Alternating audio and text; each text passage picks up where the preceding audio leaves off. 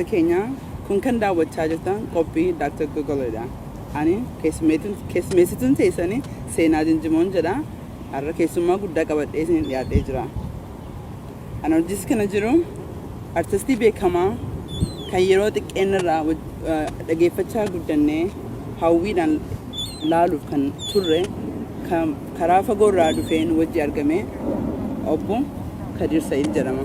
Baga dhuftee sin jedha. Bagaan iidees jedha illeen.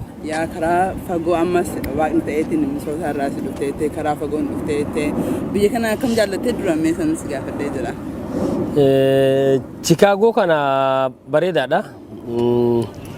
Lafa dheertuu taa'eeti muuviitti daawwachaan ture dur naannoo Afrikaa yeroon ture jechaadha. Chicaagoon bareedaadha lakkii Chicaagoon namatti tola.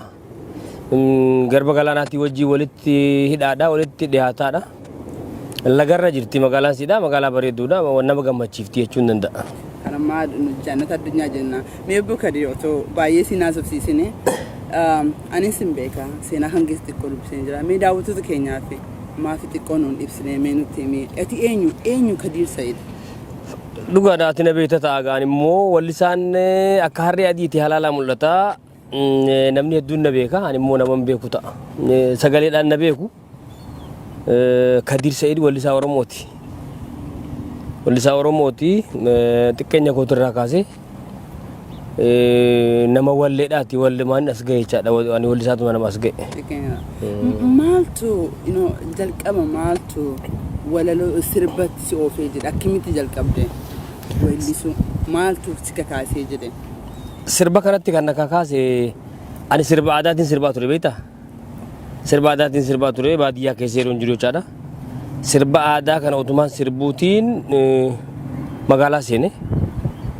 Achiin booda gaa muuziqaa wajjin sirba itti fufee jechuudha. Xiqqeenyumarraan sirba jaaladha. Magaalatti eegaan galee booda ammoo muuziqaa waliin sirboota kaaseetaa hamma 11 moo akkana sirbeera. Kana eegaan magaalatti seenee jechuudha. San dura immoo baadiyyaa keessatti sirboota aadaa looniin tiisaa ture, ooyiruun qotaa ture, dubaraaf dardara gandaa wajjin sirbaan ture.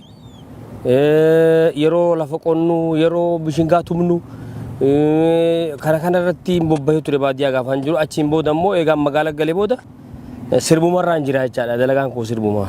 Ani wallisaa Oromooti. Mee kaaseetta 11 sun baay'eedha. Baadiyyaattiin sirbaa ture jette.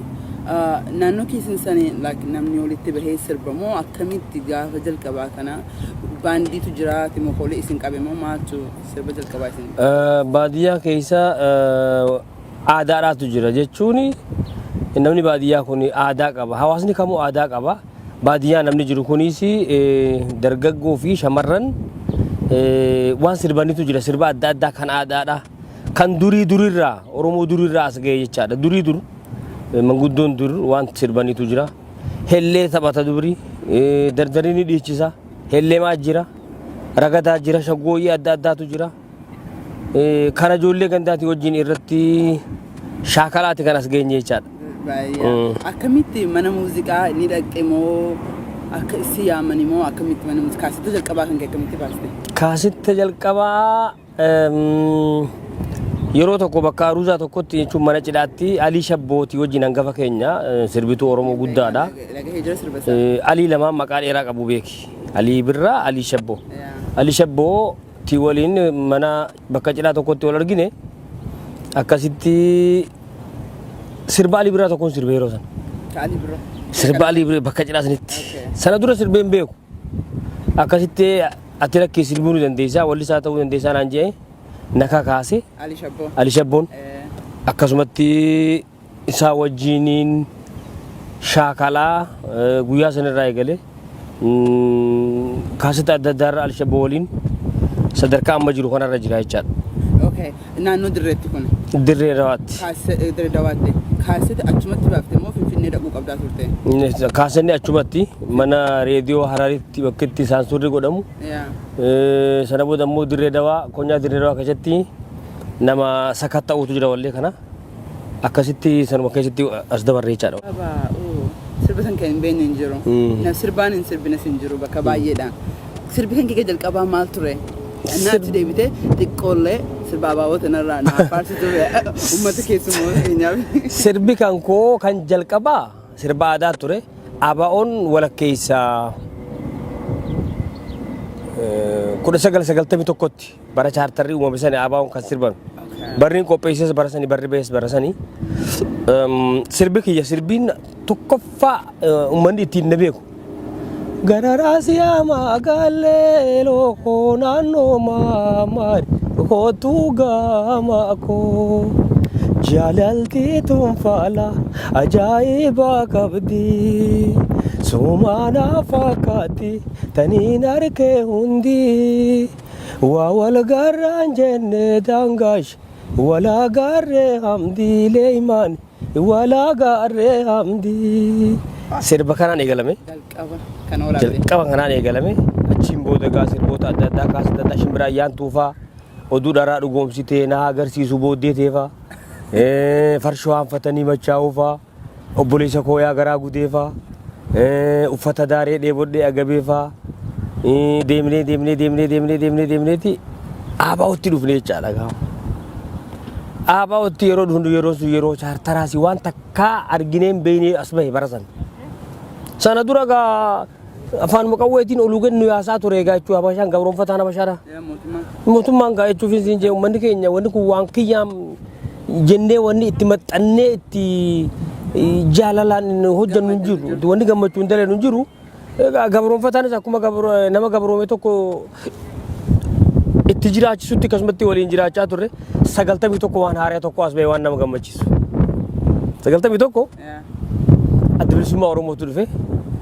Bilisummaa waan jaansan santuu yeroo san gurra namaarrattis ijaafis waa babarreessuu irrattis qubee afaan Oromoodhaa san dura yoonii fi sirratti argansee ajjeesan.